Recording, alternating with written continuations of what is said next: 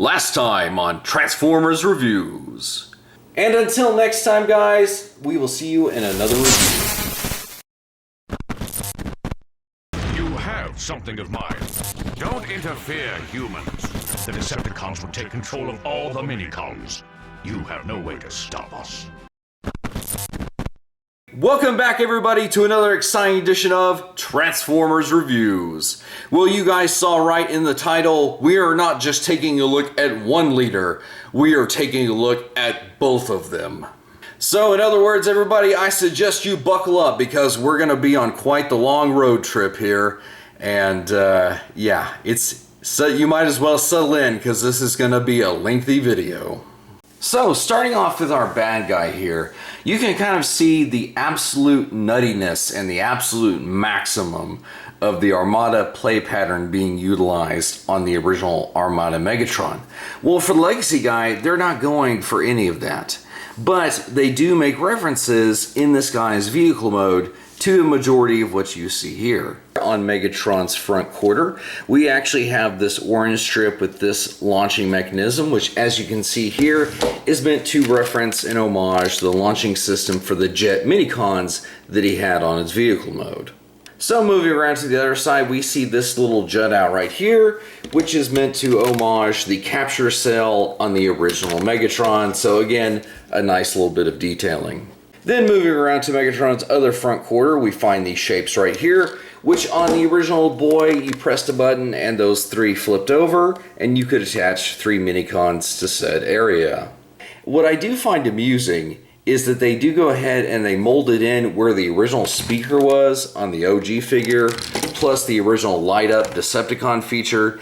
So we have an interesting feature that I'll show you on the new guy, but I have to of course show you what it's showing in the first deal, is that on Megatron's original tank mode, you could actually have this Minicon plugged in here and you would pull it back along this track and then over to secure it. It popped out this little missile feature right here. Well, on the new boy, you can see that that track to go back and over is still there where you can plug in somebody. But unlike the original one, I'm not expecting it to have the mechanism in here. I was hoping that it could kind of do this thing where it would flip forward where you could utilize it in vehicle mode. However, as far as it can go is just straight up. It can't go any farther than that because if you do, it pops off. So what if you wanted to imitate the original feature with these old Minicons? Well, you can see that the feature in which they connected to the originals is not going to work on this guy. However, you've probably noticed the ton of 5mm peg ports on this guy. Well, that's where your Micromasters come into play because not only are they about the size appropriate for Minicons with the new guy, but they do have the pegs on the bottom. And with the multitude that he has in both robot and vehicle mode, you can go ahead and attach them in any way that you delight. But I have to say that overall, this Megatron is really cool. And the one effect that I found he looks really good with is this actual kind of pinkish blast effect, because in the show, his laser blasts were more of this color. So even if you wanted to have him just by himself, he is actually really awesome looking. And I mean, look at that tank mode. I mean, for a figure that was originally out in 2003, to have that design updated with the Legacy aesthetic, to have it more streamlined, and like I said, it's taken out a lot of the fluff while not just outright denying its origins. And I mean, the tank mode, oh boy, yes, absolutely loving it. Then it's time to get moving. And oh boy, do we come to an even chunkier boy. At first, I didn't like the Armada Optimus Prime's design, but over the years, it's kind of grown on me. This boy was intended to offer something different. Now, if you will notice, one of the probably biggest things on this boy's trailer is the giant saddlebags on the side of his trailer. So you're like, okay, why is that even there? Well, on the original feature and in the cartoon, it was actually meant to store Minicons. So it's a cool little feature that unfortunately is not a thing on this guy. The aesthetic is there and it serves a purpose later, but as a small consolation prize, you can go ahead and use the 5mm ports on that guy.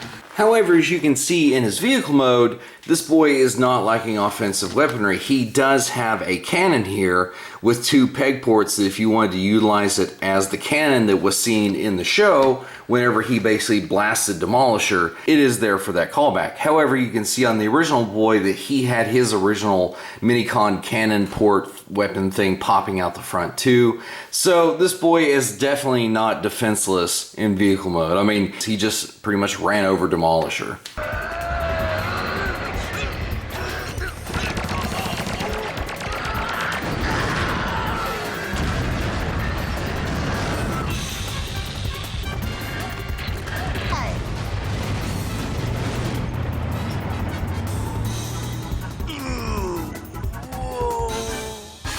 His trailer actually has kickstands which are not on the original. So that way, if you wanted to have Optimus just as the truck by himself, he can definitely do that.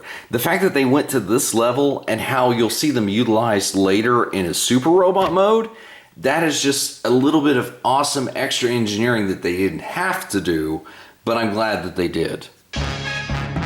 It is interesting that the Legacy guys, there's just the tiniest bit of aesthetic difference between them and an OG figure, but it's not so drastic that you couldn't display them together. So if they do give us a new version of Demolisher one day, that would be kind of cool. But for right now, with the boy that we got, especially like how him and Starscream and Megs, I mean, just the 3 of these guys, they look awesome together. Transformers.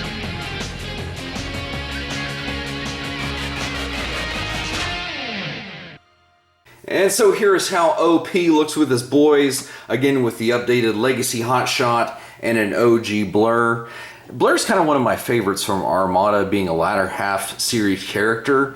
However, with as sick and as slick as these guys' updated aesthetics are, it would be nice to kind of see him get the same treatment as well. Come on guys, you knew that I would have to put them both on the table in vehicle mode, because there was one instance where Megatron did get rammed in the side by Optimus Prime. And you know, it is kind of interesting just seeing their differing aesthetics as just, I mean, they both kind of encapsulate the philosophy that both their alt modes suggest, whereas the Autobots are more of a peaceful industrial type and the Decepticons are just the straight up war dogs. So yeah, just the updated aesthetic for vehicle modes for both of these guys, I'm down for it. And it's going to be a little bit more interesting when we get to these guys' robot modes. So without further ado, let's get to it.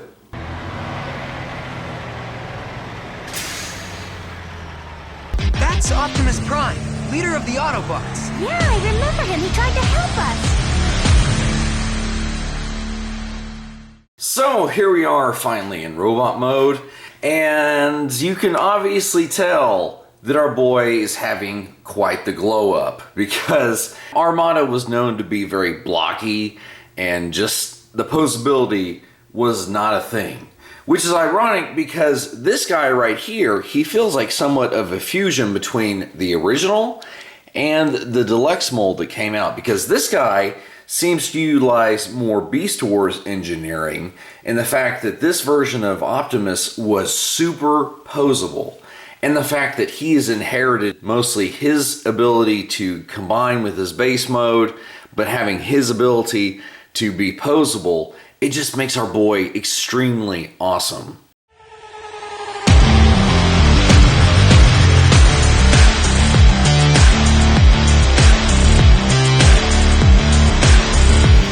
Which you can see Optimus is showing off fabulously here as he's giving the business end of both of his blasters to the boys right here, showing that Demolisher, while he's so loyal to Megatron, he's not necessarily the sharpest tool in the shed.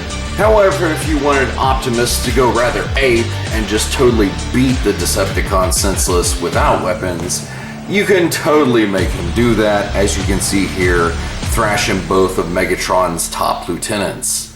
But speaking of going ape, you know, it's ironic because this version of Optimus was actually voiced by none other than the wonderful Gary Chalk, who had previously voiced Optimus Primal. My thought exactly.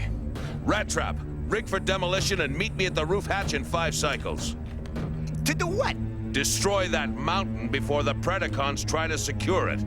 Rhinox, set the defense grid on maximum. I am Optimus Prime, leader of the Autobots.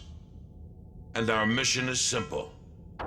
To destroy the Decepticons before they can capture all the Minicons. So one of the minuscule features that we'll go ahead and mention on the original Optimus Prime was that he could detach both of his smokestacks and form the sort of blaster pistol from them, which that's a really kind of cool, unique thing because our new Legacy boy cannot do that, but they did sort of reference that. So you can see that he actually detached his blaster pistols from his wrist and has attached them to his main gun, which if you need 5 barrels to blast Decepticons, maybe that's a little bit overkill, but that is totally nothing compared to what we're going to look at next, which is none other than the Armada Optimus Prime's base mode, which, to be honest, this thing was very beholden to the Minicon gimmick and also it being a playset.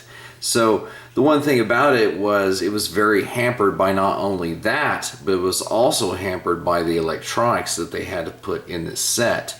Because when you would transform Optimus, the base mode itself would also transform to match him if it was turned into the on position. So with all that sort of fluff being stripped away, as we'll see here in just a second, the new base mode is free of a lot of things that hampered this old one. So here we're finally able to see the base mode in its more simplified, kind of stripped down version, which I'm okay with because ultimately it's in service of the bigger robot mode that we'll see here before too long. And, you know, I've never really been that big on bases, but the one thing that I did notice about this, which is something that I've discovered on any of the guys that have a base mode, whether it was the G2 Prime, Scourge, Motormaster, or now this Armada Optimus Prime, is that with the amount of 5mm peg ports, you can really customize the base with any sort of weaponry that you already want. Which back in 2003, that was not a thing. You just got whatever ones that they engineered for it. But you can see here we've got 3 of the Beastmasters. We've even got Sound Barrier from Earthrise. So it actually works in a way that I find it's just that little bit of a touch that makes it just that much cooler, I think. Megatron! It says here he's leader of the Decepticons? Alrighty, so we have the boys finally in robot mode. However, I do have to address, for years I've been looking at this Megatron's doofy face and I just didn't hear that smooth villain that David Kaye can portray through his voice, which David Kaye actually voiced Beast Wars Megatron prior to voicing Armada Megatron. With you and this weapon as trophies, the Predacon Alliance will finally see that conquest of Cybertron is the only true path! Our time is quickly running out. We cannot afford to let the Autobots get the Minicons before we do. It is our destiny to take control of the Minicons and bring the Autobots to their knees. We are Decepticons! Which, when I look at this guy's face, I finally can hear David's voice. Now, a lot of people have had a problem with this, and I don't know why, because it's actually really good. You can actually remove his antlers and reposition them to actually imitate an episode where he actually used his antler horns to capture Hot Rod and then basically just thrash him by throwing him through the ceiling. And you know what? That's a small little touch, but I like it. Now, one of Armada Megatron's biggest features in the show was he would occasionally flip his tank bit around to his front and actually use it to unleash kind of a hail of fire. And you can actually imitate that with the new one. Of course, it doesn't spin as freely, but you can imitate that look if you want. I personally have always kind of thought it was super silly, but it is there if you want to use it. So the Lord of the Decepticons is striking some pretty imposing stances, and I must say, he looks awesome in each and every one of them. Now, he is pretty cool, especially when you start adding the Minicon weapons that were basically the latter half of Armada's focus, aside from Unicron. And man, he just absolutely rocks the look. However, if you want Megatron to have a G1 Shockwave hand, you can also do that. However, if you feel like you need to swap both of his hands, there are plenty of other Evo figures that you can equip the King Khan with, especially like this one, in which he's basically going to blow Blur's head off. And man, he just looks especially awesome sitting on the throne. I don't know what it is about just seeing a Megatron sitting in the seat of power, but he looks good, especially if you wanted him to knight one of his most loyal Decepticons, probably to Demolisher's frustration. But we all know that Starscream is basically second in command because Demolisher's a little too stupid to rule the Decepticons, let's be honest. And when Demolisher said that he was your right-hand man, I lost it, Megatron, because we all know that I'm next in line. Enough of your petty bickering! And did you guys think that I would have the goal not to show you a pose that we obviously have to see? Now, in Optimus's base robot mode, he was always shorter than Megatron. Not by much, but there was a discernible difference nonetheless. So, as you can see here, even though these guys are in action poses, they've kind of brought them more in line with each other, but still, Optimus is just a tad bit shorter than Megs is in his robot mode. However, we know that Optimus eventually can flip the tables if he so desires, whenever he brings along his mobile pair of pants. And just like we saw with the comparison between Megatron and Optimus in his other form before this, glow up. Just those two words, or is it one? I don't care. Yes, absolutely. And I cannot state how much this guy means to me, because he was a gift, and on top of that, he's still able to merge with Jetfire and Overload, which, I mean, don't get me wrong, this guy will eventually be able to do that. There is no doubt about that. But right now, that's kind of giving him an edge. However, this guy, a lot of Optimus Primes, since they were made with that gold plastic that suffered GPS, a lot of these Optimus Primes have broken over the years, especially like the miniature robot arms and all that sort of stuff. So it's kind of a miracle that mine has not degraded into absolute dust. I'm very grateful for that. Plus, another thing is that, as you can see down here, this usually actually has a missile that goes right here that looks just like this. But like I mentioned before, these things that served as the supports for trailer mode are now reutilized to give that sort of detail for his knees. And I am just like, yes, little details that make this guy amazing. Now, the one thing that this guy has always had against him was the fact that once he got into this big robot mode, he's basically just a statue. I mean, look at that. Now, with our boy having the luxury of having 20 plus years of engineering and not having to, you know, suffer the, as we said, fluff of the original, he's able to actually have a fully functional robot mode that is something more than a statue. Now, what's weird in the instructions is they talk about having this piece down here kind of like that, where it's just like hanging down and I guess meant to homage that, but why would you? And if it was just lazy and they didn't want to put a few more instructions of showing you how to nicely collapse this up and make it look cleaner, especially from the front, I don't get that. So it's like, guys, you gave him the ability, let's collapse this up and make it look nice and neat where it doesn't look like trash from the front. Now, some of the amazing details about this guy we will get into, but the one thing that this guy, because in the show, whenever he was the super robot, he was titanic. And especially in his first appearance as the super robot. And it just kind of gives me more Star Convoy vibes, which to me, I don't think of Star Convoy as titanic as this. But when you put the boys together, I mean, Star Convoy obviously doesn't reach the same height. But again, it's just the fact that maybe it's just him as a semi-truck combined with his trailer now that makes him bigger in my mind. Whereas I don't get the same sort of vibe from Star Convoy, but maybe that's just my hang-up.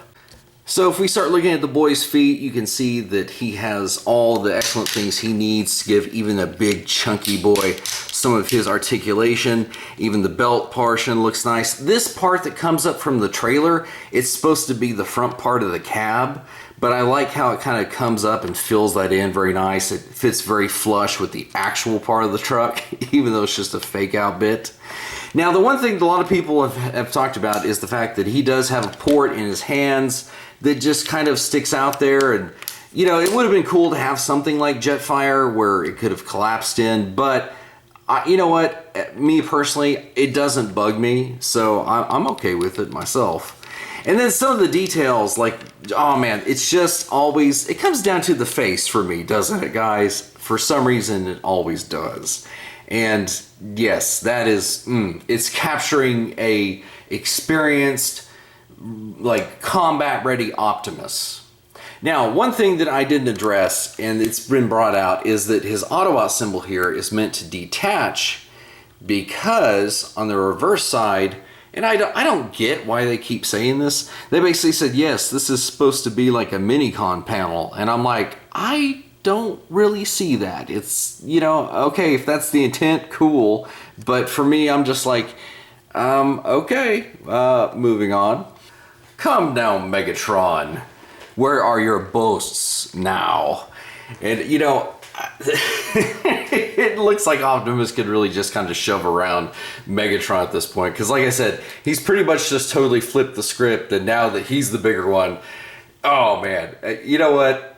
It's so cool to finally be able to have this version of Optimus. Especially, I mean, you can see just a little bit of an illustration of how poseable this guy is.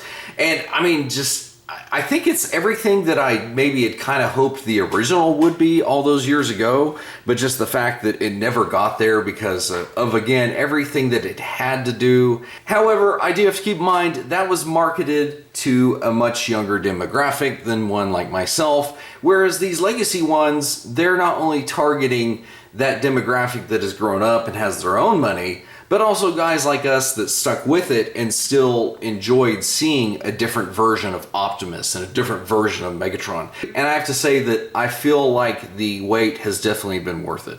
So I have to say it's actually been a pretty strong opening act for Armada all around. But we do know that they'll more than likely release a leader class version, if not a commander class version of Tidal Wave, because if Optimus gets all his power-ups, they can't let Megatron just sit over there like a poor neglected stepchild. So, of course, we know that's coming. But anyway, guys, I hope you liked that super long video. You know, this is not normally my style, but I figured we just had to get the boys out there, and that little teaser at the end of Beachcomber's video was all about this right here. And so anyway, that has been the Legacy Evolution Armada versions of Optimus Prime and Megatron. And until next time, guys, we'll see you in another review. Well, it looks like it's just you and me, Prime. The time for speeches is over, Galvatron. Let's end our quarrel right here and right now. Don't act surprised. This is exactly what you wanted. And I fight you not as the leader of the Autobots, but as the leader of all Transformers. What? You're not superior to me, Optimus Prime!